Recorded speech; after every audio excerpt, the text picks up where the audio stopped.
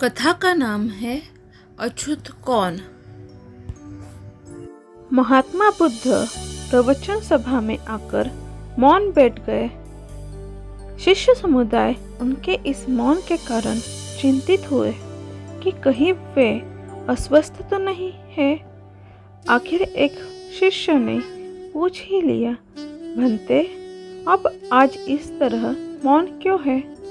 वे नहीं बोले तो दूसरे शिष्य ने फिर पूछा, गुरुदेव आप स्वस्थ तो है? बुद्ध फिर भी मौन ही बैठ रहे। इतने में बाहर से एक व्यक्ति ने जोर से पूछा, आज आपने मुझे धर्म सभा में आने की अनुमति क्यों नहीं दी?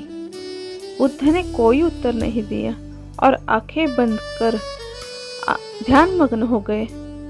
वह बाहर खड़ा व्यक्ति और जोर से बोला, मुझे धर्म सभा में क्यों नहीं आने दिया जा रहा है? धर्म सभा में बैठे बुद्ध के शिष्यों में से एक ने उसका समर्थन करते हुए कहा, भंते उसे धर्म सभा में आने की अनुमति प्रदान कीजिए। महात्मा बुद्ध ने आंखें खोली और बोले, नहीं, उसे अनुमति नहीं दी जा सकती है क्योंकि वह अछूत है। अछूत? मगर क्यों? सारे शिष्य सुनकर आश्चर्य में पड़ गए कि भंते यह अछूत कब से मानने लग गए। महात्मा बुद्ध ने शिष्य समुदाय के मन के भावों को ताड़ते हुए कहा, हाँ, वह अछूत है। वह आज अपनी पत्नी से लड़कर आया है। क्रोध से जीवन की शांति भंग होती है। क्रोधी व्यक्ति मानसिक हिंसा करता है। इस क्रोध के कारण ही शारीरिक हिंसा होती है। क्रोध करने वाला अछूत होता है क्योंकि उसकी विचार तरंगे दूसरों को भी प्रभावित करती है। उसे आज धर्म सभा से बाहर ही रहना चाहिए। उसे वहां खड़े रहकर पश्चाताप की अग्नि में तप कर शुद्ध होना चाहिए। शिष्यगण समझ गए कि अस्पृश्यता क्या है और अछूत कौन है। उस व्यक्ति को भी बहुत पश्चाताप हुआ। उसने कभी भी क्रोध न करने का प्रण लिया। बुद्ध ने उसे धर्म सभा में आने की अनुमति प्रदान की। अगली कथा का नाम है कठोर वचन। एक बार गौतम बुद्ध से अभय राजकुमार ने प्रश्न किया कि क्या श्रमण गौतम कभी कठोर वचन कहते हैं?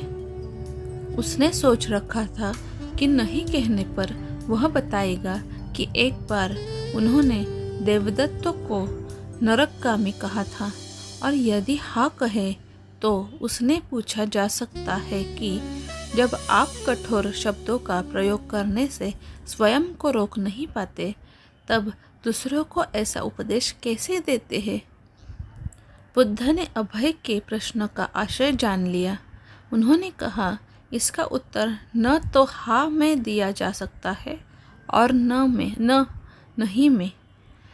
अभय की गोद में उस समय एक छोटा बालक था। उसकी ओर इशारा करते हुए बुद्ध ने पूछा, राजकुमार, यदि दाई के अनजाने में यह बालक अपने मुख में काट का टुकड़ा डाल ले, तब तुम क्या करोगे? मैं उसे निकालने का प्रयास करूँगा। यदि वह आसानी से न निकल सकता हो तो बाएं हाथ से उसका सिर पकड़कर दाहिने हाथ की उंगली को टेढ़ा करके उसे निकालूंगा। यदि खून निकलने लगे तो भी मेरा यही प्रयास रहेगा कि वह काठ का टुकड़ा किसी न किसी तरह बाहर निकल आए। ऐसा क्यों? इसलिए कि भंते, इसके प्रति मेरे मन में अनुकंपा है। राजकुमार, ठीक इसी तरह तथागत जिस वचन के बारे में जानते हैं कि यह मिथ्या या अनर्थकारी है और उससे दूसरों के हृदय को ठेस पहुँचती है, तब उसका वे कभी उच्चारण नहीं करते। पर इसी तरह जो वचन उन्हें सत्य और हितकारी प्रतीत होते हैं तथा दूसरों को प्रिय लगते हैं, उनका वे सदैव उच्चारण करते हैं। इसका कारण यही है कि तथागत के मन में सभी प्राणियों के प्रति अनुकंपा है। ऐसी ही और कथाएं सुनने के लिए प्लीज़ मेरे चैनल को लाइक कीजिए, सब्सक्राइब कीजिए, शेयर कीजिए। Thank you.